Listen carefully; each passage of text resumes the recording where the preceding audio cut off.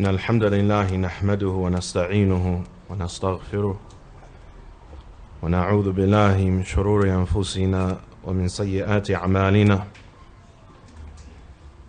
من يهده الله فلا مضل له ومن يضلل فلا هادي له أشهد أن لا إله إلا الله وحده لا شريك له وأشهد أن محمدا عبده ورسوله صلى الله وسلم عليه وعلى آله وصحبه وسلم تسليما كثيرا. أما بعد, today we continue with our reading from the tremendous book of the Imam al-Hafiz, Shaykh al-Islam, Ibn Qayyim al-Jawziyya rahimahullah ta'ala. Today is the first of the month of Safar, year 1436 after the Hijrah of al-Mustafa sallallahu alayhi wa sallam. We remind our brothers of the dua the Prophet sallallahu alayhi wa sallam upon عند رؤية الهلال, upon seeing the new moon, say اللهم أهله علينا بالأمن والإيمان والسلامة والإسلام ربي وربك الله. O Allah, allow us to enter the new month in a state of amni wal iman, in a state of safety and iman, salamati wal islam, in a state of security and Islam. And this brings our attention to something that is tremendous, which is the fact that the asl of the word iman and the asl of the word Islam is that which denotes safety and security. Al-amni wal-iman was-salamati wal-islam. And that everything in our religion is something that brings peace and contentment to the human being, and it calms their heart. And that this is from the most obvious of identifying qualities of the Muslim. But the Muslim is a very calm, composed, rational, logical person, and he's not a hothead. The Muslim is not a person who is quick to anger, or shouldn't be. And according to the level of a person's iman, and according to the level of a person's practice of their religiosity as regards the religion of Islam.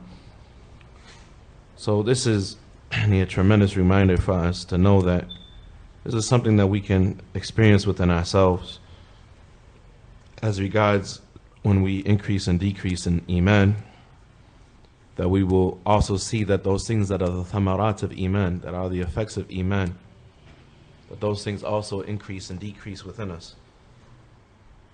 And from those things, from those many things, and is our peace of mind. To the point that some of the Salaf, they said that I never committed a sin, ما أذنبت ذنبا إلا وجدت ذلك في أهلي ودابتي. That I never committed a sin except that I saw the effect of that in my wife and my riding animal. Except that I saw the effect of that in my wife or riding animal. And if that doesn't frustrate a person, those two things cannot frustrate a person and remove their peace of mind, then there are not a whole lot of things that can remove a person's peace of mind to that degree. Ala kullin. So this is a reminder, and because the first of Safar, that when you see the hilal, to make the dua, Allahumma ahilhu alayna bil amni wal imani wa salamati wal islam rabbi wa rabbuka Allah. My Lord and your Lord is Allah. Tayyib. We continue with the reading from the book Ighathat al-Ahfan fi Masa'ir al-Shaytan by its author Al-Hafiz Ibn Qayyim rahimahullah ta'ala. And one of the things that encouraged me to read this book is that one of the books of Ibn Qayyim rahimahullah ta'ala are so detailed that they don't need much explanation. as opposed to some of the mutun and some of the texts that people study and memorize and read and so on and so forth.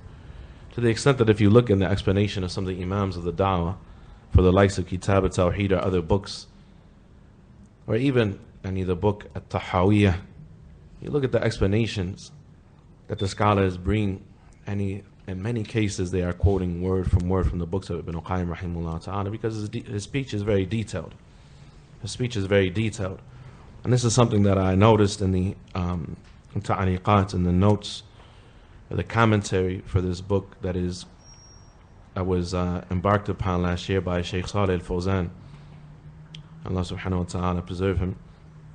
And in that he recently continued within the last few weeks, continued reading from the first chapters of this book, and he is now about on the 11th or 12th chapter, that the speech of Ibn Qayyim rahimahullah ta'ala by itself, and he is very detailed. Something that by itself it is very detailed. It doesn't require a lot of commentary and a lot of explanation, except just to simplify what is being read and what is being heard and so on and so forth. So we continue with the 8th aspect, I believe, 7th aspect. And to go back to the 6th affair that Ibn Qayyim mentions in this chapter, and this chapter, as you know, if you have been here, is a chapter about the fact that there is nothing that can bring what we just mentioned of peace and happiness and tranquility and life and light to the heart and so on and so forth, as much as the tawheed of Allah tabarak wa ta'ala, as much as knowing about the names and the attributes and the actions of Allah tabarak wa ta'ala, contemplating upon those affairs and upon the result of that which is His right to be worshipped tabarak wa ta'ala, and implementing that worship of Allah subhanahu wa ta'ala, particularly the worship of the heart, and what it produces therefore of the statements of the tongue and the actions of the limbs. Ibn Qayyim rahimahullah ta'ala is a long section, if you remember, and that whoever attaches their heart to the dunya, that by itself is one thing. Right? Whoever attaches their heart to the dunya, the second thing, and that which is above their need, and that which is above their need, and does not use what Allah has given them, the third thing in the dunya, he does not use what Allah has given him to establish the religion of Allah and the worship of Allah tabarak wa ta'ala, then those things that he thought would bring him happiness in this dunya will be the cause of his punishment in this world and the hereafter. They will bring him misery in this world before the hereafter, and on the day of judgment they will be aynu adhabihi. They will be the exact causes of his torment in the fire. So again, the three things that I mentioned, and this is something a person has to be cognizant of at every time, is that if a person attaches their heart to the dunya, and there's a difference between, as we mentioned, the statement of Imam Ahmad rahimahullah ta'ala, and he was asked about a zuhud, that a zuhud, the scholars they say, is tarku ma yadurru fil akhirah, is a raghbatu an shay. A zuhud in general, without saying zuhud from what, is to be disinterested in something. So a person can have zuhud as regards ilm, and he can be disinterested in knowledge. A person can have zuhud, they call it tazheed, when you cause somebody else to be interested, to be disinterested in something, it's called tazheed, like ilm and ta'aleem, knowledge and imparting knowledge. You cause somebody else to have knowledge. Tazheed, so a person causes somebody to be disinterested, discourages somebody from learning, so on and so forth. Az-zuhud is a-raghbatu an shay, it's a disinterest in something. So the scholars, they said what is meant by a zuhud, that is mamduh, that is praiseworthy, is tarku ma la yanfa'u, tarku ma yadurru fil akhirah, leaving off what will harm you in the hereafter. Leaving off what will harm you in the hereafter. As opposed to what is beyond that, the level beyond that they say is al-wara'. Al-wara' is where a person is extremely cautious. And sometimes they leave off what is halal out of fear that it may lead to the haram. It's not mandatory to leave off what is halal, but they may leave it off out of fear of falling into the haram. Right? That's called al-wara'. Al-wara', which is leaving off what doesn't benefit you in the hereafter. Those are two different things. Leaving off what doesn't or leaving off what harms you in the hereafter is not exactly leaving off what doesn't benefit you in the hereafter. A person can leave off what harms him in the hereafter, like shirk, kufr, nifaq, bid'ah, ma'asiyah, so on and so forth.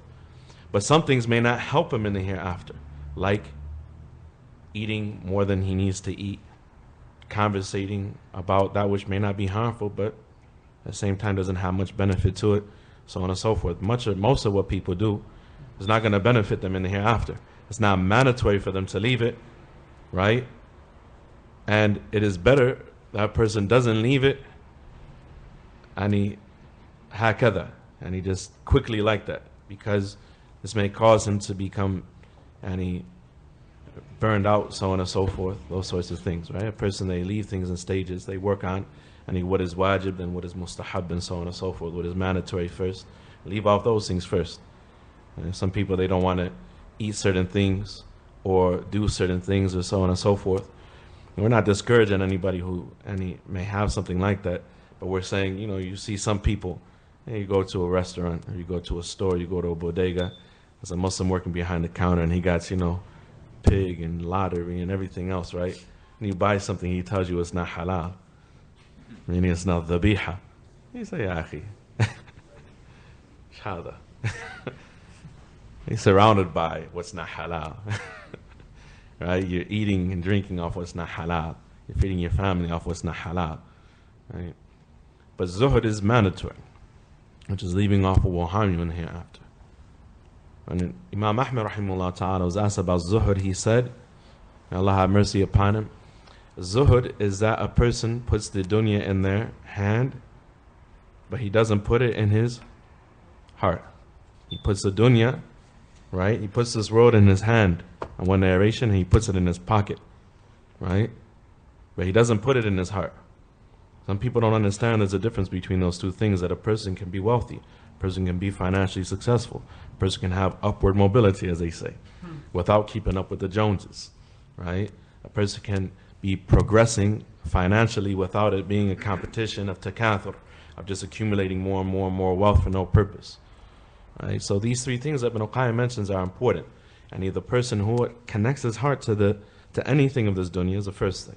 Right? The second thing is, and he uses what he has of the dunya, and fawqa qadri and hajatihi, above what he needs, above his need. And we said there's a difference between what is necessary and what is a need. And what is necessary is that which, if you don't have it, is going to hurt you. If a person doesn't have money for rent, it's going to hurt. Right? It's cold outside. Right? He needs money for rent. If he doesn't have money for bills, that's going to hurt him. Right? Because his utilities are going to get cut off. He doesn't have money to pay his child support. Ooh, it's going to hurt him. Right? You're going to throw him in a pokey. Right? You got to pay that child support. Right? Pay the piper. Right? As opposed to a haja. A haja is a need as opposed to a necessity. A haja is that which, if you don't have it, it won't hurt you, but it will cause difficulty for you. Meaning that you won't be comfortable. Right? You won't be comfortable. So what Ibn al-Qayyim is saying here is not that a person can't be comfortable, but a person shouldn't be excessive. Right? A person shouldn't be excessive. And so if a person is excessive, and they're eating, they're drinking, they're conversating, they're entertaining themselves, so on and so forth, even if it's something that in and of itself may be mubah, may be permissible, doing anything in excess is always harmful. It's always harmful. And the third thing is, what's the third thing? And he doesn't use those affairs without using those things to help him in his worship of Allah subhanahu wa ta'ala. And what that means is that a person who's hungry, right? A person who's hungry and a person who's suffering and a person who's being tested and so on and so forth, and they're not going to have the focus of mind to be able to do things that they need to do, those sorts of things. For this reason, the Prophet ﷺ used to seek refuge from al-faqr wal-ju', and from poverty and from hunger, from poverty and hunger and the likes of these affairs, and anything that takes away the focus of the mind, and to be able to engage in the worship of Allah subhanahu wa ta'ala. And so a person, they use what they have in this world to establish the religion of Allah subhanahu wa ta'ala, to fulfill the rights of Allah and the rights of the creation, to pay the zakat, to pay a nafaqat al-wajiba, to take care of their wife and their children, help establish those things, ma la yatimul wajib illa bihi, those things that are mandatory and that require money to establish, because whatever is mandatory, whatever it takes to complete it, is also mandatory. Right? So the Prophet ﷺ, for example, he ordered the masajid be built in the door, وَأَن تُطَيِّبْ وَتُنَظَّفْ, the masajid be built in the neighborhoods where the Muslims live, right? And that they be purified and made to have a good smell. Right? That can't be done through osmosis. It just doesn't fall out of the air. People have to put their resources and their wealth and so on and so forth together, and their skills and their abilities to be able to establish a masjid, to establish a school, or to establish those things that are obligations upon the Islamic community. So that's also part of a person using his wealth to establish the obedience of Allah subhanahu wa ta'ala, to the point that Al-Imam Ash-Shatibi rahimahullah ta'ala, he mentions something tremendous that the scholars have repeated from him in his book Al-Muwafaqat. Al-Muwafaqat, and he was one of the first to write in detail about what is called Al-Maqasid Al-Shar'iyya, the goals, the objectives of the Sharia, and that what has been legislated for the benefit of people in this world and the hereafter. In this world and the hereafter. And he mentions that the masalih, or the maqasid of this world and the hereafter, that what brings them together is the deen. Right? What brings together, what will benefit people, and on the flip side of that, remove harm from people, right? In this world and in the hereafter is the religion, right? And so that which will benefit the people in this world in a worldly sense and remove harm from them, like wealth, authority, status, those sorts of things that are needed, right? That they must be used to establish the deen for the sake of the hereafter. And the religion is built upon this principle, establishing the deen with the dunya for the sake of the hereafter. Inna Allah ashtara min al-mu'minin anfusahum wa amwalahum bi anna lahum al-jannah. Indeed, Allah has purchased from the believers their property and their lives so that the Jannah will be for them. Allah has purchased for the believers their property and their lives so that the paradise will be for them. And so a person uses the dunya to establish the deen for the sake of the hereafter.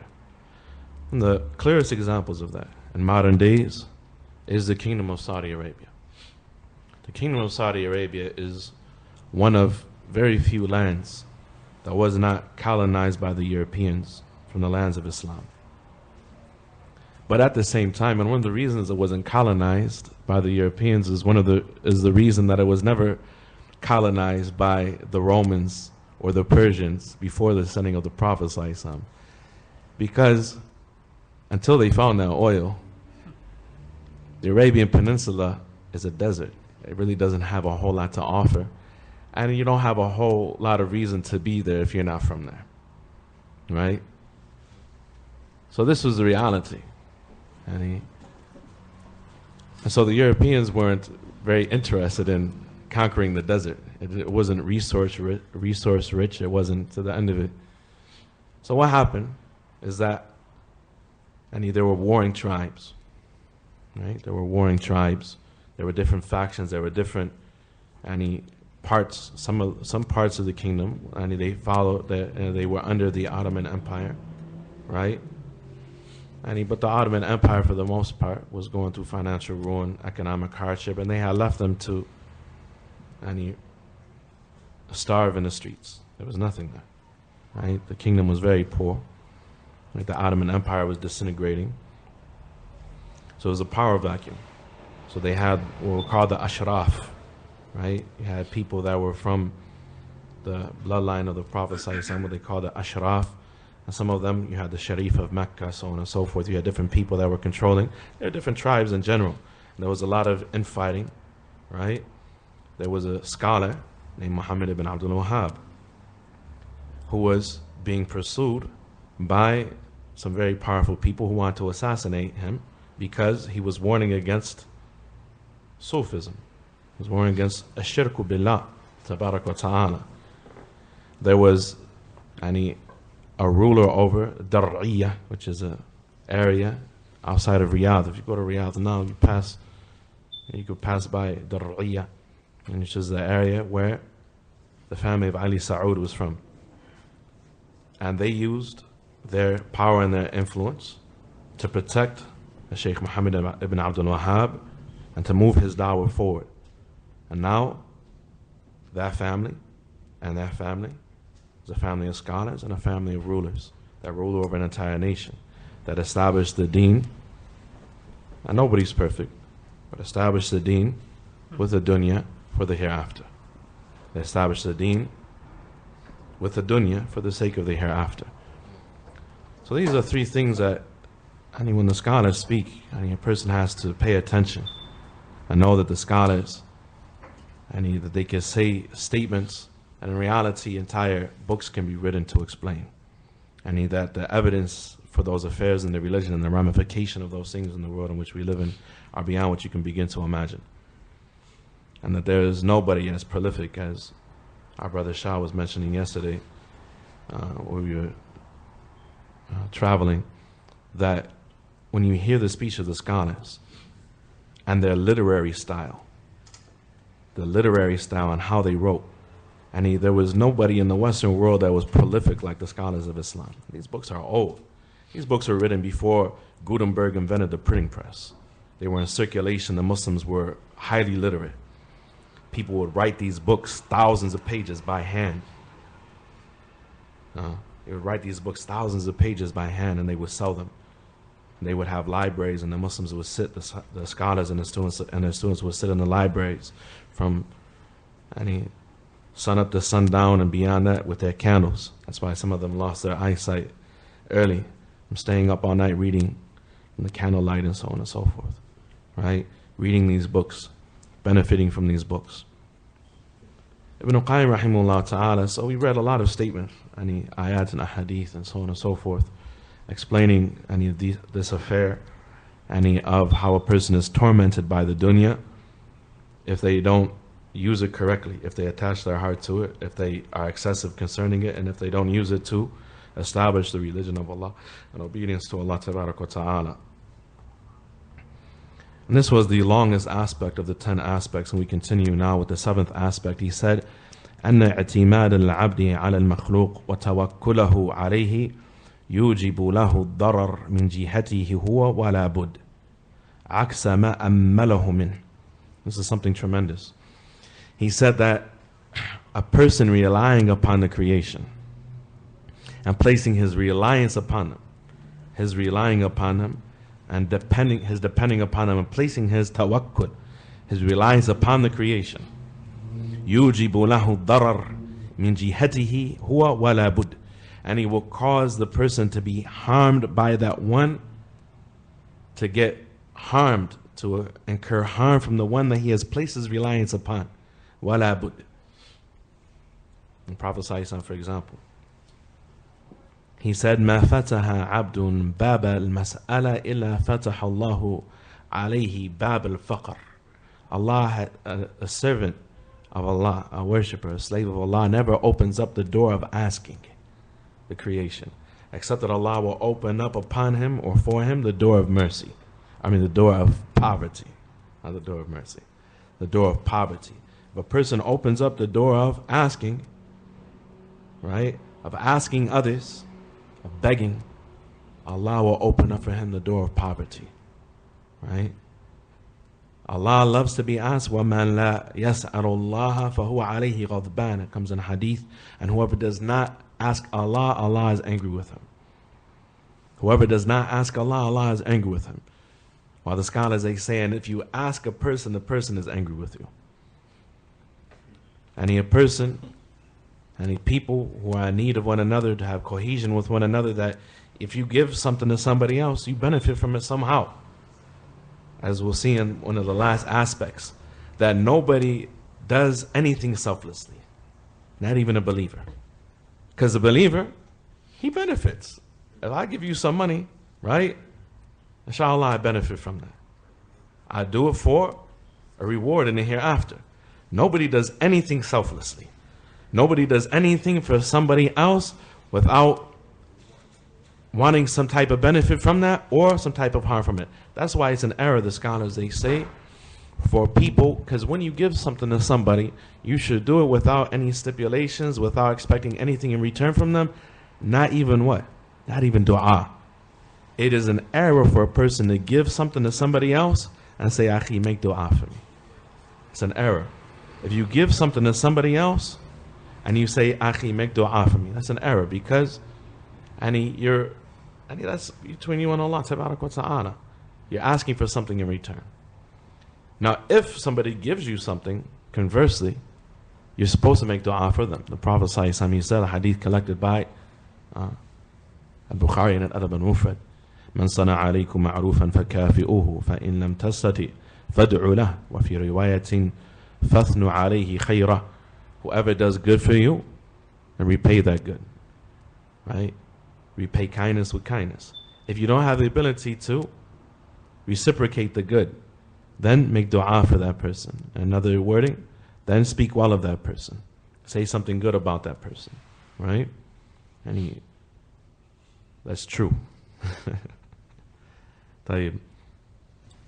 So if a person puts their reliance upon the creation, if a person puts their reliance upon the creation, their dependence upon the creation, then that thing that they have placed their reliance upon will become a cause of harm for them.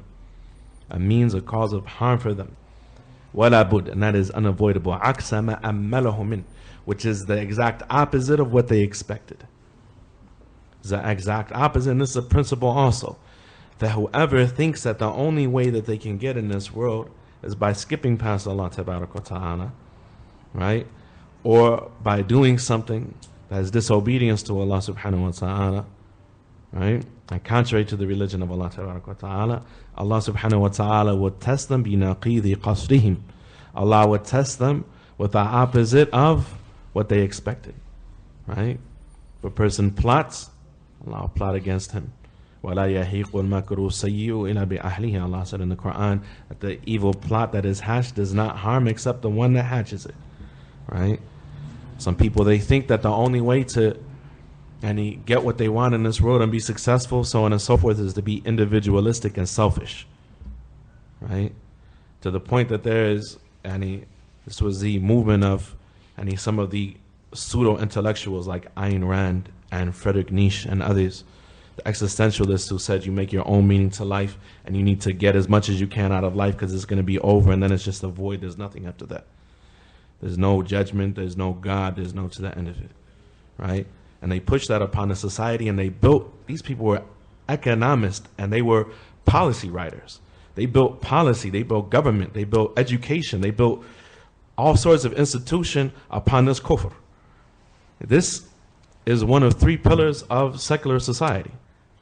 Secular society, Sheikh Muhammad Bazmoul, he said, is built upon three pillars. And secularism by itself, just the meaning of secularism is separating the religion from life. They say church from state. In reality, is separating the religion from life entirely. And it's built upon three pillars. The first pillar is democracy, which is the majority rule. Right? The second is capitalism, which is the end justify the means for what they call the almighty dollar. Right? And the third is existentialism, which is removing any meaning that is given to life that is based on the belief that there was an originator or a creator, or that there will be a judgment. This is the three pillars that the education system, the legal system, the politics, everything else in Western secular society is built upon. Right? So it's a tremendous affair. And some people, they have the mentality that the only way to get what they want, and they've been poisoned by the society that they live in, right? The only way to get what they want is to be individualistic and selfish. To be individualistic and selfish. So a person doesn't call their mother. They don't join the ties of the womb. They don't spend time with their wife and their children, so on and so forth. Because why? Because they're pursuing that money. Now listen to what the Prophet ﷺ said. He said that there is nothing that is more guaranteed to bring about the immediate punishment of Allah Tabaraka wa Ta'ala in this world, min al-baghi wa qati'atul rahm, then transgression and severing the ties of the womb. وَإِنَّ حُسْنُ الْخُلُقِ وَحُسْنُ الْجِوَارِ, and indeed having good character, وَصِلَةُ الرَّحْمِ, and joining the ties of the womb, and what? وَحُسْنُ الْجِوَارِ, and being a good neighbor. Think about how many people skip past good character because they say it's cutthroat out here, baby. Gotta get it in, you know. Everybody, you know, Jersey is cutthroat, right? I'm from Ohio. Jokers out here are cutthroat in traffic, they're cutthroat in the streets. Like, it's a murky little pond over here, right? Right? People, they think that having evil character is going to get them forward. People think that, and he being an evil neighbor, or not just not being a good neighbor. You're too busy for any of your neighbors. You're too busy to talk to anybody. You're self-consumed, you're self-absorbed, so on and so forth. And cutting off the ties of the womb, just being all to yourself, so on and so forth. That's going to get you forward. The Prophet ﷺ, he said these three things: good character, being a good neighbor, and joining the ties of the womb. وَصِلَةُ الرَّحْمِ لَيَزِيدَنَّ فِي الْأَعْمَارِ, and that they will increase the life of a person, right? And they will bring ziyada to the diyar, and to the neighborhoods of the people, right? To the lands of the people, to the homes of the people and the neighborhoods. The people, they used to call it a dar, is where a whole tribe of people would live. It would be you, your mom, your dad, granddad, grandma, uncles, aunts, great uncles, great aunts, nephews, nieces. They all would live in the same neighborhood, right? Not like here, people don't even know who their dad is. You know, let alone them live with their parents. Let alone, you know, if they know who their father is, their parents stay together until they grow up and, you know, benefit from being in a stable home, so on and so forth. And the society here, as we just mentioned, you know, that was a part of existentialism. Existentialism, it inspired people like Hitler and Marx, and who believed that one of the most oppressive institutions in society is a family structure. And let's push the homosexual agenda, push the agenda to break down what's called a nuclear family that consists of children with a mother and a father, so on and so forth. They believed that this was something that would benefit the society, and it would save mankind, because it all came from Darwin, right? Darwin, and he gave the justification to the quote-unquote intellectual elite racist jokers in Europe, and to say that people are nothing but smart beasts. And they're nothing but beasts with intelligence and the ability to express themselves, so on and so forth. And so, he gave them the justification to treat people like animals, right? And say, okay, well, you know, you can use the same principles in, you know, building society and making sure society survives to the next stage of evolution that you use to herd animals and deal with goats and sheep and cattle and so on and so forth, and to the end of it. And so society is broke down, hakada. And as opposed to what comes in this hadith. Look how many statements of the Nabi sallallahu alaihi wasallam would take people to a different level, would advance mankind to the next level, and yet people were to understand them. And indeed, good character and good neighborliness and joining the ties of the womb, it increases the lifespan of the people, and it brings ziyada, barakah. It brings blessing to the homes and neighborhoods of the people. The neighborhoods, yani a diyar is one of the plural of the word dar. Dar, as we said, is a neighborhood where everybody lived together. A whole tribe of people. Dar bani so and so. Dar bani so and so. Dar bani so and so. The dar of such and such tribe. The dar of such and such tribe. The dar of such and such tribe. You go back and read the Sirah, that's what you find. Right? Everybody, they lived there. Large, enormous tribes, they lived in these particular neighborhoods, so on and so forth. They had that type of cohesion. That's why when the religion reached them and it changed them, and they already had that closeness with each other, and the closeness between, because each of these tribes all went back to common roots. And when they were able to come together in a way that the world has never seen, they were able to advance the religion in a way that the world has never seen. Right? And this is one of the reasons that our communities don't prosper like even some of the foreigners that come here from other countries. Right? They talk about that, and they say that what they call intergenerational poverty. Intergenerational poverty has more to do with the mentality of poor people than the fact that they're poor. Right? The mentality of poor people. And then the examples that they give, they say, look how the foreigners come here from other countries. And they establish themselves. They establish businesses and communities and so on and so forth. As opposed to poor people in the hood, right? Who the thing that's bankrupt about them is not their bank account, it's their mentality. Right? It's their mentality. That's neither here nor there. Go back to the words of Ibn Qayyim rahimahullah ta'ala, that the person's dependence upon the creation or his reliance upon the creation, it will cause him to be harmed by that thing that he has placed his reliance upon. And it's the opposite, the exact opposite of what he expected. وَلَا بُدْ أَنْ يُخْذَلْ مِنَ الْجِحَةِ الَّتِي قَدَّرَ أَنْ يُنصَرَ مِنْهَا. And he will be forsaken from the direction of that which he imagined would be the cause of his nasr, of his being supported and given victory and winning. وَيُذَمْ مِنْ حَيْثُ قَدَّرَ أَنْ يُحْمَدْ. And the exact thing that he thought would cause him to be praised is the reason that he will be held in contempt. That he will be held to be a nobody. And he will be blamed and criticized and so on and so forth. As a delegation of people who are new to Islam, they came to the Nabi sallallahu alayhi wasallam, and they called out to the Prophet sallallahu alayhi wasallam, Ya Muhammad, Ya Muhammad, O Muhammad, O Muhammad, meaning come out, we're waiting for you. What are you doing? You know, he was where?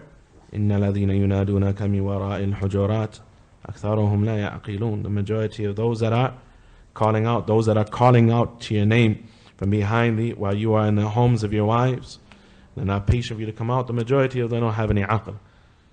Prophet ﷺ, he was given the revelation by Allah, and he made ta'adib, and he educated and disciplined these people that were brand new Muslims. He wasn't afraid that, oh, if I say this to them, they're not going to want to be Muslim anymore. It's like when the people were new to Islam, and he kunna hadith al-ahd bil-Islam. We were brand new to Islam, and we were in a ghazw ma'a Nabi sallallahu alayhi wa sallam, in a battle with the Prophet sallallahu alayhi wa sallam. The mushrikun, they had a what? Adhat anwat. They had this tree that was veneration of their idols, where they hung all their swords, so on and so forth. They said, "O Messenger of Allah, make us a dhatu anwat like they have a dhatu anwat." Right? The Prophet ﷺ, he said, "You said to me like that." He said, "Allahu Akbar, innaha sunan." Allahu Akbar, this is the ways of the previous nation. You said to me, just like Banu Israel said to Musa, make us an ilah like they have aliha. Right? Make us a physical idol that we can worship. Right? As a representation of our deity, like they have idols that they worship. When Prophet ﷺ, when they called out to him, they said, "O Muhammad, O Muhammad, O Muhammad, O Muhammad, come out." Allah Tabaraka wa Ta'ala, he revealed these verses. The majority of them have no intellect. Right? So a man, min udama al-qawm, from the respectable ones of that particular tribe, people who had some influence, so on and so forth, or the rest of his people, he said, "Ya Muhammad, inna madhi zaynun wa inna dhammi shaynun." O Muhammad, indeed, when I praise somebody, it is zayn, and it beautifies, it's tazyeen, it beautifies them. When I speak well of somebody, that benefits them. And when I criticize somebody, it is shayn. It is shayn. And he yushinuhu, and he uglifies them. I know it's not a word. Right? It uglifies them. Right? When I speak well of somebody, it beautifies them. When I speak ill of somebody, it makes them look bad. It hurts their reputation. Prophet ﷺ said, "Dhaka Allahu Azza wa Jal." That's only Allah. That if Allah praises you, it benefits you. And if Allah criticizes you, then it harms you. Right? It's the mentality of the Muslim. A Muslim, he doesn't care about peer pressure. As the scholars, they say that any peer pressure to the Muslim is like the barking of a dog or the scoffing of a child. If a little child walked up and said, "Why you got that dress on, man? You know, such and such. What's that on your head? Or you a chef?" I mean, you say, he's just a little stupid kid. He doesn't understand anything. It wouldn't bother you, right? Or if a dog came up and started barking at you and trying to jump at you, you'd be like, alhamdulillah, get your dog, cuz, kick it, right? She wouldn't be like, oh man, am I funny looking, man? You'd be in the mirror like, you know what? Why is that dog barking at me? Right, subhanAllah. Right? If a person criticizes you, and then they're either criticizing you or something that's true about you, and the scholars, they say, and you benefit from that. They say that that your enemy will tell you stuff about you that your friends will never say. Right? So a person, he has these introspects, and he looks within himself and he says, was that true? Right? Am I like that? Am I, what they're saying about me, is that true about me? Right? Because if it is, alhamdulillah, it's a ni'mah. It's a rahmah from Allah. Umar, he said, Rahimallahu imra'an ahda ilayya uyubi. Allah have mercy upon a man who shows me my mistakes. Right? Otherwise, if he's saying something that's untrue about him, Ibn Hazm, he said, لَقَدْ أَبْلَغَ فِي مَدْحِكَ مَنْ ذَمَّكَ بِمَا لَيْسَ فِيكَ لِأَنَّهُ نَبَّهَ عَلَى فَضْلِكَ.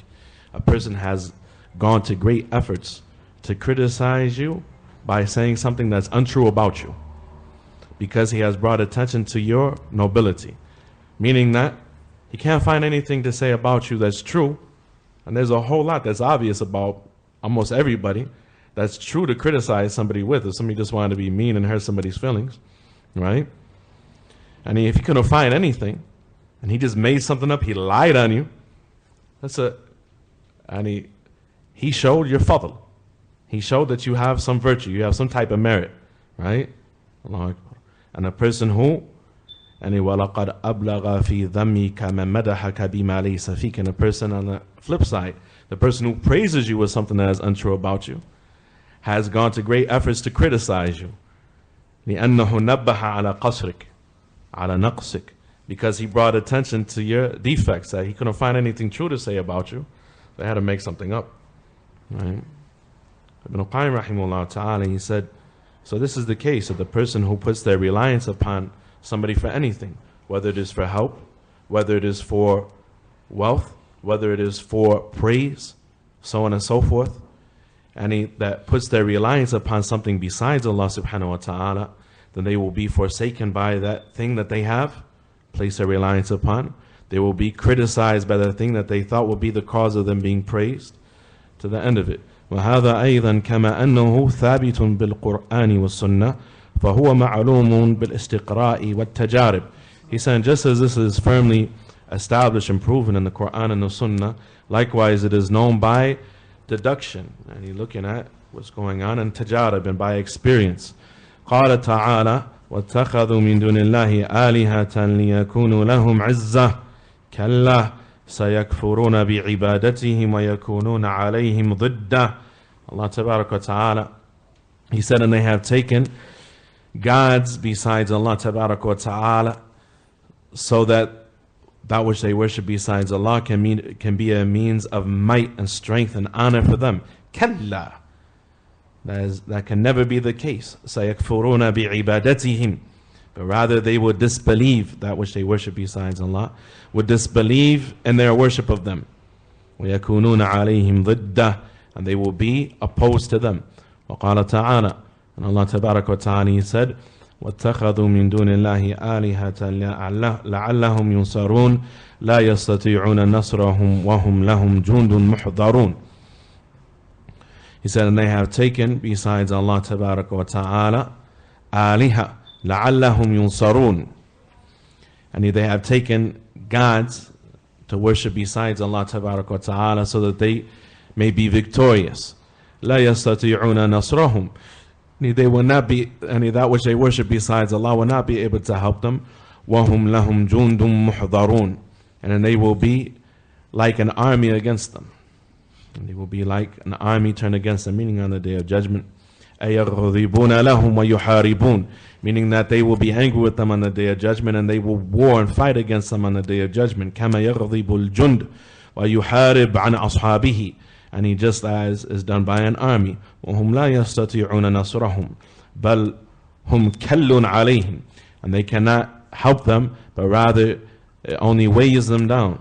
وَقَالَ تَعَالَى وَمَا ظَلَمْنَاهُمْ وَلَكِنْ ظَلَمُوا أَنفُسَهُمْ فَمَا أَغْنَتْ عَنْهُمْ آلِهَتُهُمُ الَّتِي يَدْعُونَ مِن دُونِ اللَّهِ مِن شَيْءٍ لَمَّا جَاءَ أَمْرُ رَبِّكَ.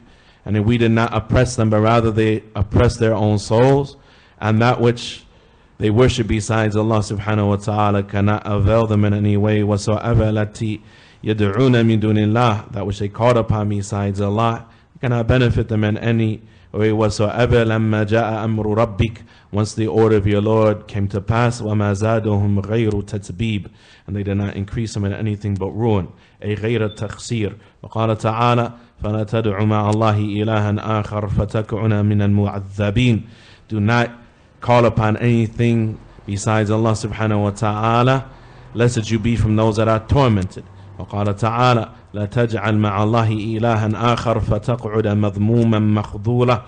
And Allah tabarak wa ta'ala, He said, do not make another God alongside Allah tabarak wa ta'ala, lest that you sit in the fire مذموما مخذولا, blameworthy and forsaken. فإن المشرك يرجو بشركه النصر تارة والحمد والثناء تارة. Because the mushrik, and what he expects because of his shirk is that he will be given victory or help sometimes, والحمد والثناء تارة, or to be praised and commended at other times. فأخبر, he's such a good boy, he's always going to church, I always see him at mass. He said, that's that. And he said that he does so to be praised at other times. And they think because of their shirk that they will be praiseworthy. فَأَخْبَرَ سُبْحَانَهُ أَنَّ مَقْصُودَهُ يَنْعَكِسُ عَلَيْهِ. Allah has informed that their intention was flipped upon them. وَيَحْصُ لَهُ الْخِذْلَانِ وَالذَّمِّ. And that the opposite of these two things, and he being supported and helped and being praised, occurred, which is that he was forsaken and criticized and blameworthy. والمقصود أن هذين الوجهين في المخلوق ضدهما في الخالق. And in that entire point of this, and is that these two things as regards the creation, and that if you put your reliance upon them because you think that it will help you, or you think that it will cause you to be praiseworthy, but the opposite of that is the case, that you will be blamed and you will be forsaken. And the opposite is the case with Allah tabarak wa ta'ala. If you obey Allah tabarak wa ta'ala, and you will deserve, or you won't deserve, because none of us deserve anything, right? But Allah tabarak wa ta'ala la yukhlifu wa'adah. This is the creed of Ahl Sunnati wal Jama'ah. We don't believe that anything is mandatory for Allah, right? We don't believe that anything is mandatory for Allah tabarak wa ta'ala, but rather what Allah does is mahdhu fadlihi. It is purely His mercy tabarak wa ta'ala. And if it is mandatory upon Allah, it is because He has obligated it upon Himself tabarak wa ta'ala. And He does it because doing contrary to it is contrary to His perfection tabarak wa ta'ala. Tayyib. And so the person who worships Allah tabarak wa ta'ala, then they will get as-sa'adah wal-falah, and success and happiness in this world and the hereafter. And the person who puts their isti'ana upon Allah tabarak wa ta'ala, and they will be successful and they will be praiseworthy. وَحَلَاكُهُ وَشَقَاؤُهُ وَضَرَرُهُ الْعَاجِلُ وَالْآجِلُ فِي عِبَادَةِ الْمَخْلُوقِ وَالْإِسْتِعَانَةِ بِهِ. And the opposite of this is the case, that torment and destruction and ruin and so on and so forth, and harm in an immediate sense and an eventual sense in this world and the hereafter comes about by worshipping the creation or seeking the assistance of the creation as regards that which only Allah tabarak wa ta'ala can do. As the Prophet sallallahu alaihi wasallam, he said,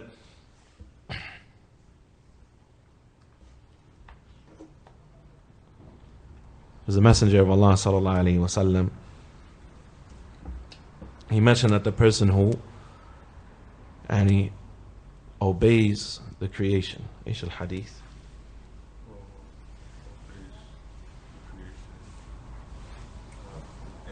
not disobedience to Allah. It's not, you know, that's one evidence. I was going to mention that, but I'm thinking of other hadith. The hadith of Aisha, the Nabi sallallahu alayhi wa sallam. She said that on one occasion the Messenger sallallahu alayhi wa sallam stood up to give the khutbah, and he said, "Alladhi arda an-nas bi sakhatillah." the one who pleases the creation to the displeasure of Allah tabaraka wa ta'ala. لم يغنوا عنه من الله شيئا. They will not be able to avail him or help him at all against Allah tabaraka wa ta'ala. Right? And the one who pleases the creator to the displeasure of the creation, كَفَاهُ اللَّهُ مَعُونَةِ النَّاسِ, and Allah tabaraka wa ta'ala will suffice him as regards any of the harms of the people. And in one narration, أَرْضَ اللَّهُ عَنْهُ وَأَرْضَ عَنْهُ النَّاسِ, Allah will be pleased with him. رَضِيَ اللَّهُ عَنْهُ وَأَرْضَ عَنْهُ النَّاسِ. Allah will be pleased with him, and he will cause the people to be pleased with him. And he will cause the people to be pleased with him. Similar to the hadith, when Allah loves the creation, he calls upon Jibreel to the end of the hadith, حتى يضع أو يوضع له حتى يوضع له القبول في الأرض, until acceptance is placed for him in the earth. Because acceptance is not the same as love, right? And Allah calls out to the dwellers of the heavens, so on and so forth. One of the mashaykh, he mentioned this years ago when the niqab was banned in France. And the niqab was banned in France because out of, there's I think over 1 million Muslims in France. It's an enormous number of Muslims in France, maybe a couple million Muslims in France. He said of all those Muslims, there were less than like 1,000 women or so that wore niqab in the whole country. So because there wouldn't be any real backlash to it, they were able to pass legislation to ban the niqab in France because nobody was wearing it. So nobody was going to oppose or, fight against something that they didn't believe they had to do anyways. Right? But the advice was, this hadith, that when Allah tabaraka wa ta'ala loves his servants, and he calls out to Jibreel and he says, Inna Allah yuhibbu fulanan fa'ahibbu. Indeed, fa'ahibbahu. Indeed, Allah loves so and so, so love him. Jibreel, he calls out to the dwellers of the heavens, the malaika in the heavens. Indeed, Allah, Inna Allah yuhibbu fulanan fa'ahibbuhu. Indeed, Allah loves so and so, so you also love him. He instructs the angels to love him. Until what? Until acceptance. ثُمَّ يُوضَعُ لَهُ الْقَبُولُ فِي الْأَرْضِ. And then acceptance is placed for him in the earth. Acceptance, and he doesn't say that, and then the believers will love him. It says, and then acceptance will be placed for him in general in the earth. Right? And he will be loved and he will be respected by the Muslims and by the non-Muslims. Right? It will be a cause of his being accepted. The opposite of what most people think. They think that the way to be accepted is by compromise. The only way to be accepted in this society is we have to be willing to compromise certain things, so on and so forth. That's hogwash. At the end of the day, the person who is obedient to Allah tabaraka wa ta'ala, Allah will place acceptance for him in the earth, and he will, the more a person loves Allah, the more people will love him, the more he respects Allah tabaraka wa ta'ala, the more people will respect him, the more he hopes for the mercy of Allah tabaraka wa ta'ala. If the hope, that is not amani batil, as the scholars they say, there's a difference between hope and good thoughts of Allah tabaraka wa ta'ala and false hopes. As Al-Hasan al-Basri, he said, the believer has good thoughts about Allah, فَأَحْسَنَ الْعَمَلِ, so he has good actions. Have good thoughts about Allah, about the reward of Allah, right? The reward of Allah is the effect of a cause. The cause of it is a person's actions. A person, they want from Allah tabarak wa ta'ala, as a hadith, it says, Man ahabba an ya'lam ma lahu 'inda Allah falyanzur ma lillahi 'inda. It's a hadith great to be authentic by Al-Albani and Al-Jami' al-Saghir. The Prophet ﷺ said, whoever will love to know, or man sarrahu, and whoever will be pleased to know, and ya'lam ma lahu 'inda Allah, what Allah has for him, falyanzur, then let him look ma lillahi 'inda, and see what he has for Allah. Whoever will love to see what Allah, to know what Allah has for him, let him look and see what he has for Allah tabarak wa ta'ala. So the person that truly hopes in the mercy of Allah tabarak wa ta'ala, then the people will hope and expect good from him. And be a person that will be as a Prophet ﷺ, he said, Al-mu'min man yurja khayruh wa yu'manu sharruh.